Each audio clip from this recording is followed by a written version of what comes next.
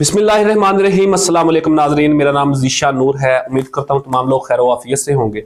पंजाब भर की तमाम हाई कोर्ट्स और डिस्ट्रिक्ट कोर्ट्स की जो बार्स हैं उनके अंदर इंतखाबात हुए और 99% जो बार्स हैं उसके इलेक्शन पाकिस्तान तहरीक इंसाफ के जो हमायत याफ्ता वकला थे उन्होंने बिलाखिर जीत लिए। तमाम सीट्स जो सदूर की होती हैं, सेक्रेटरी जनरल्स की होती हैं और बाकी जितने भी ओहदे होते हैं उनमें जो पाकिस्तान तहरीक इंसाफ की यानी कि इमरान खान के जो नामजद या हमायत याफ्ता वकला थे उनके पैनल्स ने तमाम बार, चाहे हाई कोर्ट्स हों या डिस्ट्रिक्ट कोर्ट्स हों, उसके इलेक्शन उन्होंने जीत लिए हैं।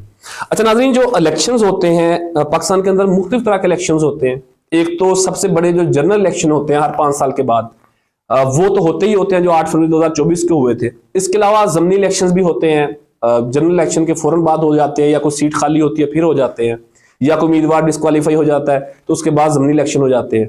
इसके अलावा एक लोकल बॉडीज इलेक्शन भी होते हैं जिसे हम बल्दियाती इलेक्शंस कहते हैं, यूनियन काउंसिल्स के, वार्ड्स के, जनरल काउंसिल्स के जो इलेक्शन होते हैं। इसके अलावा और भी मकतब फिक्र के जो लोग हैं उनके भी इंतखाबात पाकिस्तान के अंदर होते रहते हैं। यानी कि जो अभी मैंने जिक्र किया पाकिस्तान के अंदर जो बार्स के पंजाब के अंदर इलेक्शन हुए, हाई कोर्ट बार के या डिस्ट्रिक्ट कोर्ट के जो बार हैं। इसके अलावा अंजुमन ताजरान के इलेक्शन होते हैं, मार्केट्स के अंदर हम देखते हैं। मुख्तलिफ अजला के अंदर जो जिम खाना है उसके इंतखाबात होते हैं, कंटोनमेंट के इंतखाबात होते हैं। मुख्तलिफ तरह के इंतखाबात जो हैं वो पाकिस्तान के अंदर होते रहते हैं। बुनियादी तौर के ऊपर नाज़रीन जो इलेक्शंस होते हैं, ये इंतखाबात होते हैं, वो किसी भी फोरम के ऊपर हों, उसमें बुनियादी तो यही होता है ना कि 2 3 4 लाइंस ड्रा कर दी जाती हैं, लोगों के सामने चीजें रख दी जाती हैं और लोगों को आजाद कर दिया जाता है कि आप फैसला कर लें, आप चुन लें, आप मुंतखब कर लें, आप इंतखाब कर लें कि आप किस मंशूर के साथ, किस शख्सियत के साथ, किस सोच और नजरिए के साथ आप खड़े होना चाहते हैं। आपको मुकम्मल आजादी है, लोग अपना फैसला देते हैं और उस फैसले को मान लिया जाता है, उसको इलेक्शन या इंतखाब कहते हैं। लेकिन पाकिस्तान के अंदर बदकिस्मती से कोई भी जनरल इलेक्शन आज तक ऐसा नहीं हुआ कि जिसको माना गया हो कि यह ट्रांसपेरेंट इलेक्शन हुआ। यानी कि अब तक शायद को पाकिस्तान की तारीख में 12 इलेक्शन जो है वो जनरल हुए। सबसे जो ज्यादा कंट्रोवर्शियल इलेक्शन थे वो 77 के थे। 1977 के जो इलेक्शन थे उन्हें सबसे ज्यादा धांधलीज़दा कंट्रोवर्शियल इलेक्शन समझा जाता था। लेकिन गुज़िश्ता साल जो 8 फरवरी 2024 को इंतखाबात हुए हैं उन्होंने तमाम रिकॉर्ड तोड़ दिए, तमाम हदूद अबूर कर दी और उनका जो है वो पाकिस्तान की तारीख के अंदर एक मुनफरिद नाम होगा। वैसे तो माजी करीब के अंदर भी सवाल उठते रहे इलेक्शंस में, 2013 में, 2018 में, लेकिन 2024 के जो इंतखाबात थे उन्होंने तमाम रिकॉर्ड तोड़े और तमाम हदूद जो है वो पार कर गए और उनका जो है वो तारीख के अंदर एक आला मकाम के तौर के ऊपर नाम लिखा जाएगा। बहरहाल इंतखाबात का एहतराम पाकिस्तान के अंदर नहीं किया जाता अवाम की राय का। लेकिन जैसा मैं आपको बता रहा था कि पाकिस्तान के एक अहम सूबे पंजाब के अंदर डिस्ट्रिक्ट बार के और हाई कोर्ट बार के जो इलेक्शंस हुए हैं उनमें पाकिस्तान तहरीक इंसाफ ने 99% डिस्ट्रिक्ट के अंदर मैदान मारा। बड़े शहर तमाम यानी कि लाहौर, फैसलाबाद, मुल्तान, बहावलपुर, तमाम पाकिस्तान तहरीक इंसाफ के हमायत याफ्ता वकला ने जीते। इसके अलावा छोटे जिला की बात करें, आरफ वाला, बुरे वाला, उसके अलावा वजीराबाद, अटक, तमाम जगह पर पाकिस्तान तहरीक इंसाफ के जो हमायत याफ्ता सपोर्टेड कैंडिडेट थे उन्होंने ये मैदान मार लिया। कुछ इजला के अंदर कसूर, इसके अलावा कुछ और इजला हैं जहां पर पाकिस्तान मुस्लिम लीग नवाज के हमायत याफ्ता या जो वकला के ग्रुप हैं उनके हमायत याफ्ता लोग जीते। लेकिन 99% जो हैं वो पाकिस्तान तहरीक इंसाफ के जो हमायत याफ्ता वकला थे वो जीत चुके। अब नाज़रीन यहाँ पर एक और भी नुक्ता मेरे जहन के अंदर आता, वो ये है कि 9 मई के बाद एक बयानिया बनाने की कोशिश की गई हुकूमत की तरफ से भी और एस्टेब्लिशमेंट की तरफ से भी। वो बयानिया ये बनाने की कोशिश की गई कि पाकिस्तान तहरीक इंसाफ का जो लीडर यानी कि इमरान खान है या पार्टी है वो नौजवानों की जहन साजी करती है। वो आम सादा जो तबीयत लोग हैं, मेरे जैसे जो गांव देहातों के रहने वाले लोग हैं, जो कम पढ़े लिखे लोग हैं, उनकी जहन साजी जो है वो पाकिस्तान तहरीक इंसाफ की लीडरशिप और खुसूसन इमरान खान करते हैं और उन्हें झूठ बोल के, उन्हें झूठे लारे लगा के अपनी तरफ माइल करते हैं, जिस वजह से इनकी एक झूठी हाइप या पॉपुलैरिटी जो बनी हुई है। हमेशा ये हमें सुनने को मिला हर इंतखाबात के अंदर, खुसूसन 8 फरवरी को भी, कि एक बड़ा जो तबका पाकिस्तान तहरीक इंसाफ की तरफ टिल्ट रखता है और लोगों ने जो बड़ी तादाद के अंदर पीटीआई को वोट दिए, इमरान खान को वोट दिए, उसके ऊपर यह कहा गया कि नौजवानों की जहन साजी की गई है। एक लम्हे के लिए हम मान लेते हैं, हालांकि ऐसा है नहीं लेकिन मान लेते हैं। जिस इलेक्शन का मैं जिक्र कर रहा हूं, ये जो 2 दिन कबल या 1 दिन कबल पंजाब के अंदर मुख्तलिफ बार्स के हुए, इसमें नौजवानों ने वोट नहीं दिया, इसमें आम तबके ने वोट नहीं दिया, इसमें वुकला एक मखसूस कम्युनिटी जो पाकिस्तान की है उनके ये स्पेसिफिक इलेक्शन थे। अब नजरीन, वुकला जो है वो कोई 8 पास या 10 पास या इंटरमीडिएट किया हुआ तो वकील हो नहीं सकता। मिनिमम उसका क्राइटेरिया जो है वो बैचलर्स के बाद LLB की डिग्री है। फिर मेजोरिटी जो वुकला हैं उन्होंने LLM किए, मुख्तलिफ बाहर की बड़ी यूनिवर्सिटी से किए, हार्वर्ड से किए, लिंकन इन से किए।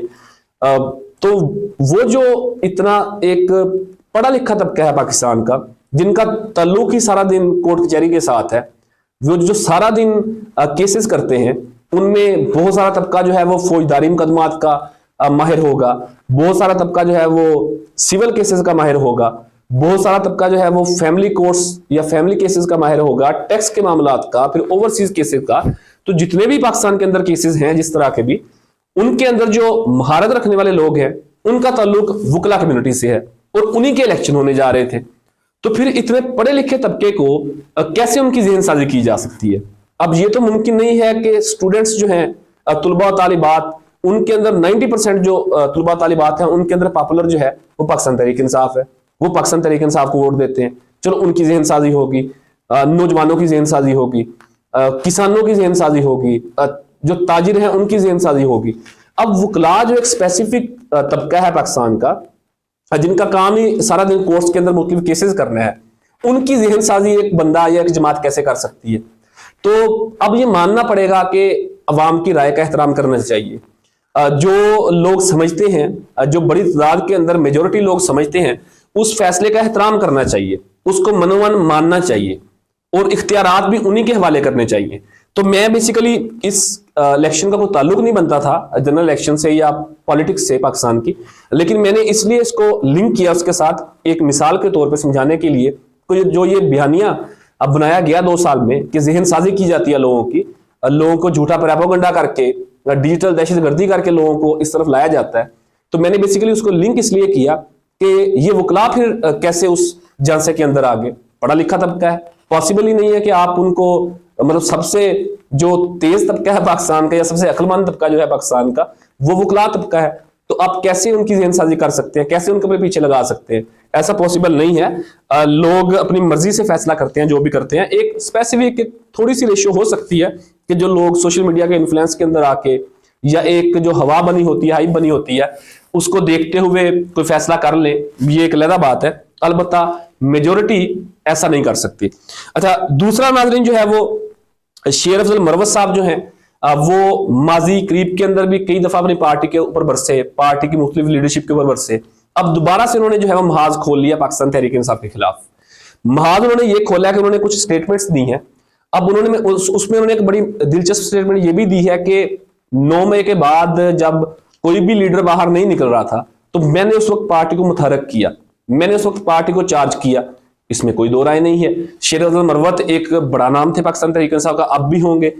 और 8 फरवरी के इलेक्शन कैंपेन के दौरान वो ये कहते हैं कि अगर मैं ना निकलता बाहर, अगर मैं ना मुख्तलिफ इजला के अंदर जाके, खुसूसन जो KP के अंदर उन्होंने कैंपेन की है, तो शायद खंबों को भी वोट ना मिलते। शायद ये जो लोग जीते हैं अब जो फॉर्म 45 के ऊपर जीते हुए हैं, वो भी शायद ना जीत पाते। ये बुनियादी तौर के ऊपर उन्होंने क्लेम किया। लेकिन यहाँ पर एक रिकॉर्ड की दुरुस्तगी इसलिए जरूरी है कि शेर अफजल मरवत ने जो इलेक्शन कैंपेन के दौरान मेजोरिटी कैंपेन्स की हैं, जलसे किए हैं, जुलूस किए हैं, रैलीज की हैं, वो KP के अंदर की हैं। उन्होंने KP के मुख्तलिफ इजला के अंदर की हैं। इसके अलावा अंदरून सिंध के अंदर एक दफा गए, वो पंजाब के अंदर वो नहीं आए, इलेक्शन से कबल नहीं आए। इलेक्शन के बाद 1-2 दफा वो आए, लाहौर आए, गिरफ्तार हो गए। फिर कसूर के अंदर ज़मीनी इलेक्शन था, वहां गए। लेकिन जनरल इलेक्शन से कबल इलेक्शन कैंपेन उन्होंने प्रॉपर पंजाब के अंदर नहीं की। अब जो वो ये कहते हैं कि मेरी कैंपेन करने की वजह से पाकिस्तान तहरीक इंसाफ को ये वोट मिला या पाकिस्तान तहरीक इंसाफ, अच्छा ये मुकम्मल तौर पे नहीं कहते, वो कहते हैं कि वोट इमरान खान का ही था, लेकिन चार्ज करने के अंदर, लोगों को मोटिवेट करने के अंदर मेरा बड़ा अहम किरदार है। अगर वो ये नाज़रीन क्लेम करते हैं कि उनके इलेक्शन कैंपेन के नतीजे में 2/3 मेजोरिटी मिली पाकिस्तान तहरीक इंसाफ को, तो पंजाब के अंदर तो वो आए ही नहीं। पंजाब के अंदर तो बुनियादी तौर के ऊपर उन्होंने कैंपेन की ही नहीं। तो पंजाब ने जो इतना बड़ा फैसला सुनाया, इतनी बड़ी चेंज आई कि पंजाब के ऑलमोस्ट तमाम हल्के, वो चाहे साउथ पंजाब के हों, सेंट्रल के हों, नॉर्थ के हों या वेस्ट के हों, वो तमाम हल्के जो है पूरी पूरी डिवीजन पाकिस्तान तहरीक इंसाफ ने स्वीप की। तो फिर उसका ये तो नहीं हो सकता कि वो रैलीज केपीके के अंदर कर रहे हैं तो उसका जो शेडो है वो पंजाब के अंदर आ रहा है या उसका इफेक्ट पंजाब के अंदर पड़ रहा है, ऐसा पॉसिबल नहीं है। इस दफा ग्राफ पाकिस्तान तहरीक इंसाफ का था, पॉपुलर बयानिया बिका, इमरान खान का स्टैंड कर जाना, एनआरओ ना लेना, जेल से बाहर ना आना, लोगों ने कबूल किया और पहली दफा लोगों ने इतना बढ़ चढ़ के एंटी एस्टेब्लिशमेंट वोट दिया। शेर अफजल मरवत साहब का इसके अंदर कोई बहुत बड़ा कमाल नहीं है, एक हद तक उनकी जो स्ट्रगल थी उसको इंस्पायर भी करना चाहिए, उसको एडमिट भी करना चाहिए, लेकिन जिस तरीके से वो पार्टी पर बरस रहे हैं ये किसी कदर जो है वो उनके लिए भी, उनकी पॉलिटिक्स के लिए भी और जमात के लिए भी ठीक नहीं है। लेकिन चूंकि वो पॉलिटिशियन है और पीटीआई के अंदर तर्जुमान भी हैं, वो उनकी बातों का जवाब दे भी रहे हैं। और इसके अलावा शेर अफजल मरवत जो है नादरीन, ये मुख्तलिफ औकात के अंदर इस तरह की कंट्रोवर्शियल स्टेटमेंट देते रहे हैं। माजी करीब के अंदर भी इन्होंने दी, एक दफा इनको शोकाज नोटिस भी जारी हुआ, उसका भी ये जवाब इन्होंने दिया था। फिर इन्हें आपको याद होगा कि ये अपोजिशन लीडर के लिए भी कोशिश करते रहे।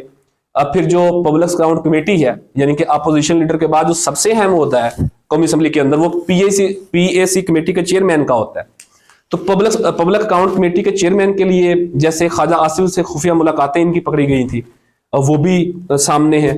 फिर जब लंदन गए थे तो वहां पर भी कुछ इस तरह की चीजें कंट्रोवर्शियल सामने आई थी। अलबत्ता मैं उसके ऊपर बात इतनी ओपनली नहीं करना चाहता कि क्या कुछ पैसे लेन देन का भी इनके ऊपर इल्जाम है। फिर ये भी इनके ऊपर इल्जाम लगा था कि इन्होंने किसी खातून की बुशरा बेगम बनाकर किसी से बात करवाई और वहां से इन्होंने पैसे लिए। फिर कुछ तोहफे तोयफ लेने के हवाले से भी बातें की जाती हैं। तो ये तमाम तरह इल्जामात जो है वो इनके जो मुखालिफ ग्रुप है उसकी तरफ से इनके ऊपर आते हैं, लेकिन ये भी उसका रिस्पॉन्ड प्रॉपर करते हैं। लेकिन ये जो एक नया महाज इन्होंने खोला था उसके ऊपर जो मेरी राय थी, जो मेरा एनालिसिस था, जो मैंने ऑब्जर्व किया तमाम चीजों को, वो मैंने आपके सामने रखा है। ये बहरहाल ओवरऑल सूरत हाल। अब देखते हैं कि आने वाले दिनों के अंदर शेर अफजल मरवत कैसे रिएक्ट करते हैं और उनके रिस्पॉन्ड के अंदर पाकिस्तान तहरीक इंसाफ कैसे रिएक्ट करती है। फिर जो भी इस हवाले से तफसीलात होंगी वो जरूर आपके सामने रखेंगे। आप इन तमाम सूरत हाल के ऊपर अपनी कीमती राय का इजहार कमेंट सेक्शन के अंदर कर सकते हैं। अपने कीमती फीडबैक से जरूर आगाह कीजिएगा। अब तक के लिए इतना ही। अपने मेजबान ज़ीशान को इजाजत दीजिए। अल्लाह हाफिज।